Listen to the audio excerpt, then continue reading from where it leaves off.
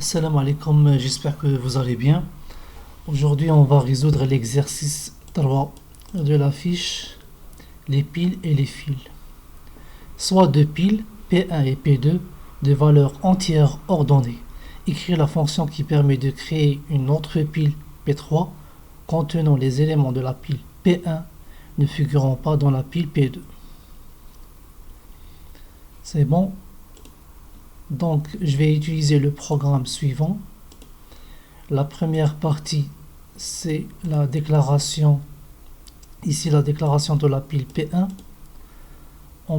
Ensuite, l'utilisateur doit saisir le nombre d'éléments de cette pile.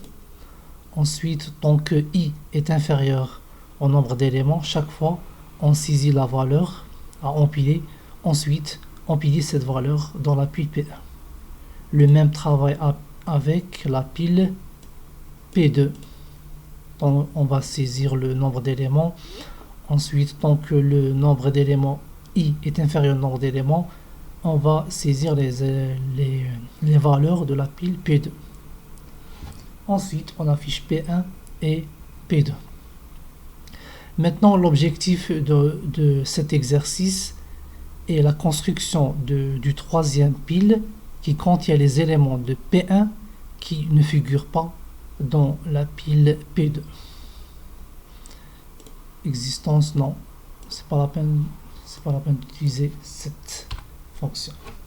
Donc créer une pile,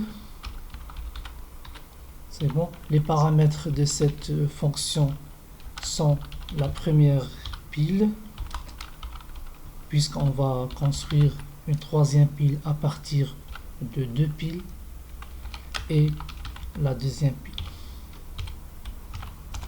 C'est bon. Je vais déclarer une troisième pile de type pile type, cette pile 3. Initialiser cette pile avec la fonction initPile et la capacité a la même capacité que celle de la pile 1 par exemple.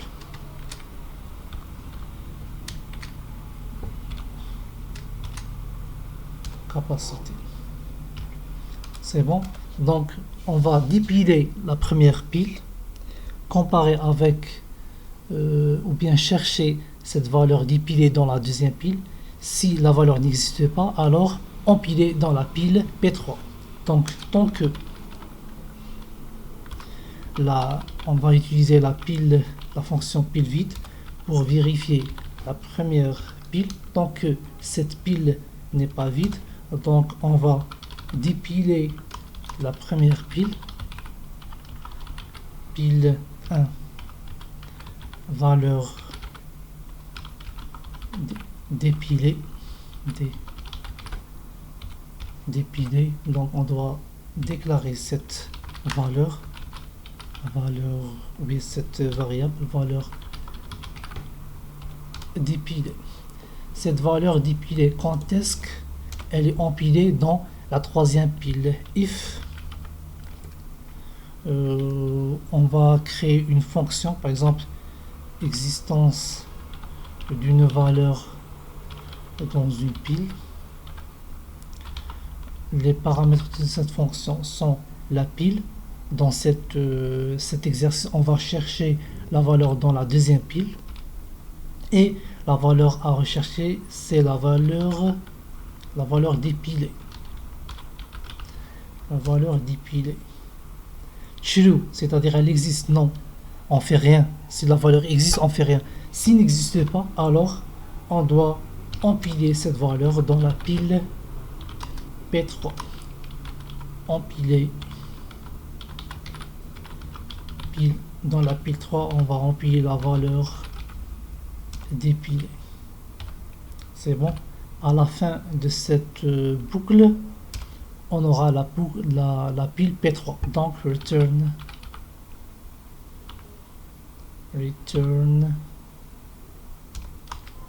P pile, la troisième pile. C'est bon, la troisième pile de type pile type.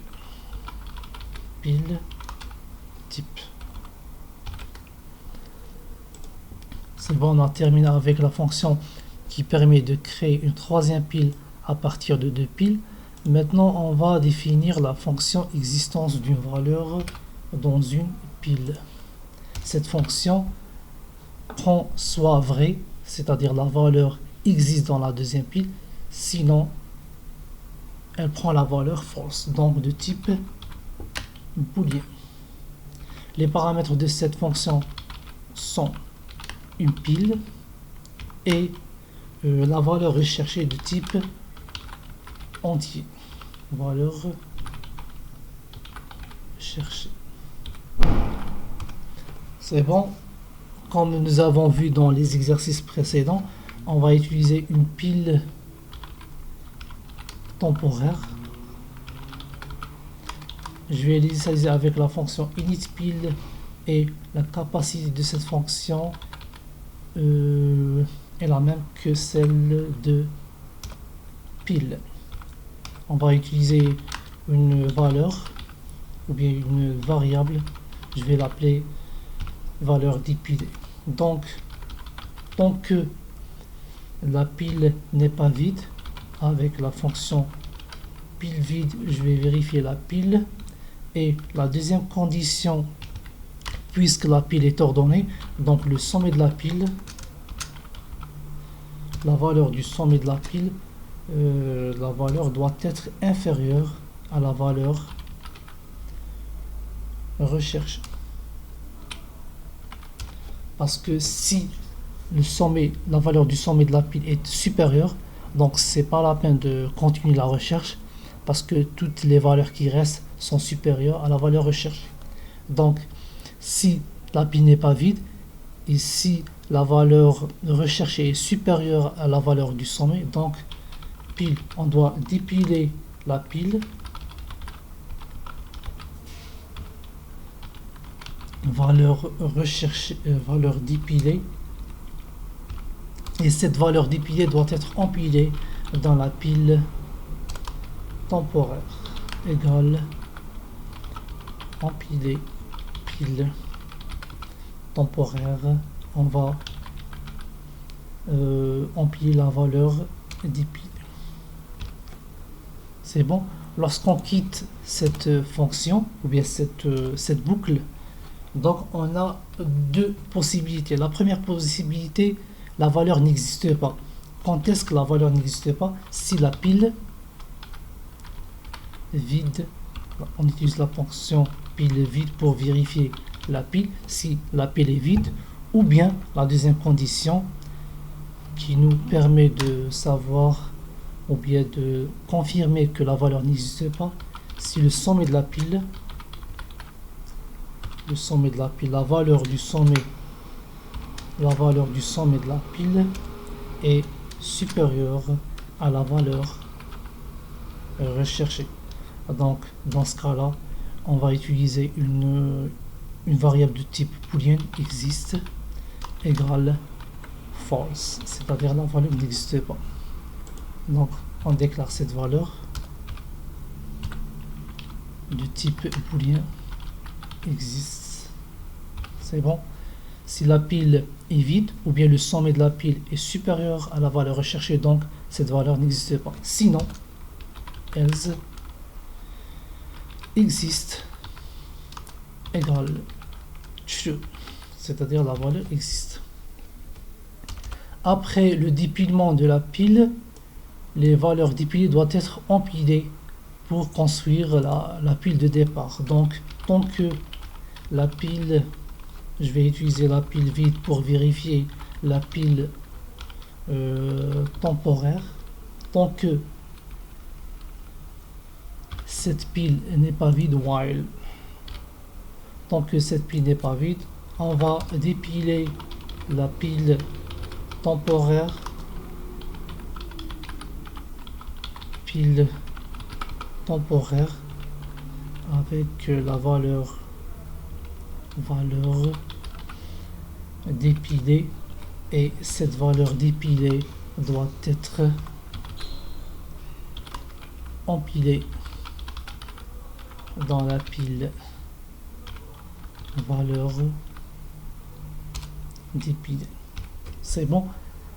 À la fin de cette fonction, on doit retourner la valeur existe. Parce que si la valeur existe, si existe égale false, c'est-à-dire la valeur n'existe pas, donc la valeur n'existe pas, on ne fait rien. Si n'existe pas, c'est-à-dire on va empiler cette valeur dans la pile P3. Si la valeur existe, on ne fait rien. Donc cette fonction prend la valeur return existe. C'est bon, là, cette fonction prend la valeur de existe qui indique l'existence d'une valeur dans une pile. C'est bon, on a créé. Maintenant, il reste l'appel de cette fonction pile type pile 3. On va initialiser cette pile avec une capacité, avec la même capacité de la pile P1, et ensuite pile 3 égale, on va appeler la fonction pile, créer pile avec les deux piles P1 et pile 2. Après l'appel, on va afficher la pile 3 en utilisant la fonction afficher pile. C'est bon, sauvegarder. Afficher pile 3, c'est vrai. C'est vrai. Maintenant, on essaie, on compile. Très bien. Exécuter. Très bien. Donner le nombre d'éléments de la pile 1. Par exemple, on a 4 éléments. 12, 10, 9, 5. Donner le nombre d'éléments de la pile P2. Par exemple, 4, 10, 9, 4, 3. Les éléments de la pile P1 sont 5, 9, 10, 12. Les éléments de la pile P2 sont ordonnés aussi 3, 4, 9, 10. Les éléments de la pile P3 sont les éléments de P1 qui ne figurent pas dans la pile P2. 5 figure dans la pile? Non. Donc il est dans la pile P3. 9 figure? Oui. Donc c'est pas la peine. 10 figure? Oui. C'est pas la peine. 12 figure? Non. Donc les éléments de la pile P1 qui ne figurent pas sont 12 et 5. Donc notre programme marche très bien. J'espère que vous avez bien compris le principe de cet exercice et le programme qu'on a fait. La prochaine fois, Inch'Allah, on va résoudre l'exercice 4, les fils. Merci pour votre attention et la prochaine fois, Inch'Allah.